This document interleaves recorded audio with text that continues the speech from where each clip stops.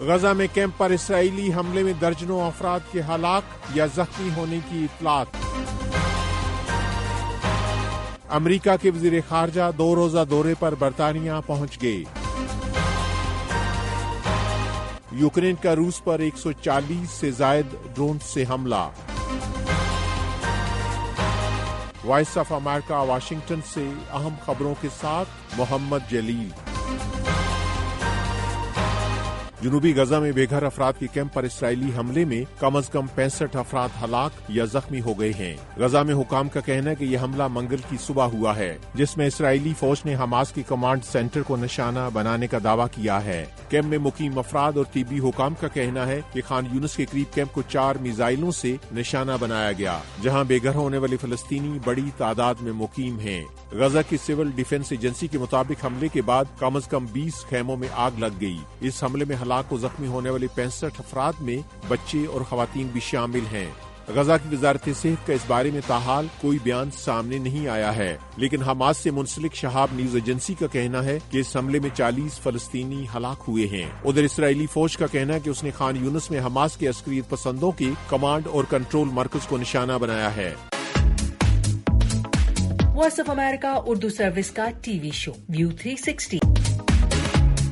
امریکہ کے وزیر خارجہ اینٹونی بلنکن برطانیہ کے 2 روزہ دورے پر پیر کو برطانیہ پہنچ گئے ہیں، جہاں وہ برطانیہ کے اعلی حکام کے ساتھ بات چیت میں امریکہ، آسٹریلیا، برطانیہ کے درمیان دفاعی معاہدے، مشرق وسطیٰ اور روس کے خلاف جنگ میں یوکرین کی حمایت کی اجتماعی کوششوں سمیت دیگر امور پر تبادلہ خیال کریں گے۔ امریکی وزیر خارجہ ایک ایسے وقت برطانیہ کا دورہ کر رہے ہیں جب برطانیہ نے اسرائیل کو اسلحہ برآمد کرنے کے کچھ لائسنس معطل کر دیے ہیں۔ برطانیہ نے 2 ستمبر کو اسرائیل کو اسلحہ برآمد کرنے کے 350 میں سے 30 لائسنس کو فوری طور پر معطل کر دیا تھا۔ برطانیہ کا کہنے کہ اس اقدام کا مقصد ایسے آلات کی برآمد کو روکنا ہے جن کو اسرائیل کی حماس کے خلاف جاری جنگ کے دوران غزہ میں بین الاقوامی انسانی حقوق کی سنگین خلاف ورزیوں کے لیے استعمال کیا جا سکتا ہے۔ یوکرین نے منگل کو ماسکو اور روس کے مغربی علاقوں پر 144 ڈرون سے حملہ کیا ہے، جو اب تک یوکرین کی طرف سے روس پر کیے جانے والا سب سے بڑا ڈرون حملہ ہے۔ روسی حکام کا کہنا ہے کہ ان حملوں میں ایک خاتون ہلاک اور 3 افراد زخمی ہوئے ہیں اور درجنوں مکانات تباہ ہو گئے ہیں۔ روس نے کہا ہے کہ ماسکو میں 20 ڈرونز کو تباہ کر دیا گیا ہے، جبکہ 124 کو دیگر علاقوں میں تباہ کیا گیا ہے۔ روس کی سول ایویشن اتھارٹی کا کہنا ہے کہ ڈرون حملے کے بعد ماسکو کے 4 ایئرپورٹس میں سے 3 کو فضائی ٹریفک کے لیے بند کر دیا گیا ہے اور دارالحکومت ماسکو کی طرف جانے والی ایک بڑی سڑک بھی جزوی طور پر بند ہے۔ روس کی وزارت دفاع کا کہنا ہے کہ 40 سے زیادہ ڈرونز کو دیگر علاقوں میں مار گرایا گیا ہے اور وہاں کوئی جانی یا مالی نقصان نہیں ہوا ہے۔ امریکہ نے کہا ہے کہ روس اور چین کے درمیان جاری مشترکہ بحری مشقیں دونوں ممالک کے باہمی تعاون کی گہرائی کا اظہار ہیں۔ امریکہ کی قومی سلامتی کے ترجمان جان کربی نے کہا کہ یہ مشقیں طویل منصوبہ بندی کا نتیجہ ہیں اور امریکہ ان پر نظر رکھے ہوئے ہے، لیکن انہوں نے کہا کہ فوری طور پر یہ مشقیں باعث تشویش نہیں ہیں۔ چین کے سرکاری میڈیا کے مطابق روس اپنی بحری اور فضائی فورسز کو ستمبر میں ہونے والی مشترکہ مشقوں کے لیے بھیجے گا۔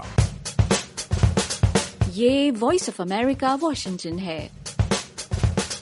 آسٹریلیا کے وزیر اعظم نے بچوں کے لیے سوشل میڈیا کے استعمال پر پابندی عائد کرنے کے منصوبے کا اعلان کیا ہے، تاہم اس بارے میں حتمی تفصیلات ابھی سامنے نہیں آئی ہیں، لیکن اینتھونی البانیز نے کہا کہ وہ چاہتے ہیں کہ بچے فون کا استعمال نہ کریں جو ان کی صحت کے لیے نقصان دہ ہے۔ انہوں نے کہا کہ ان کی حکومت بچوں میں سوشل میڈیا کے استعمال پر پابندی کے نفاذ کے لیے قانون سازی کرے گی اور حکومت نے سوشل میڈیا کے استعمال کے لیے کم سے کم عمر کی حد 14 سے 16 سال کے درمیان رکھنے کی تجویز دی ہے۔ انہوں نے کہا کہ والدین یہ چاہتے ہیں کہ ان کے بچے فون سے دور رہیں اور کھیل کے میدان میں جائیں۔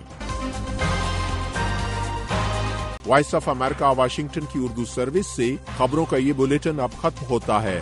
میں ہوں محمد جلیل اور ایڈیٹر تھی سارہ حسن۔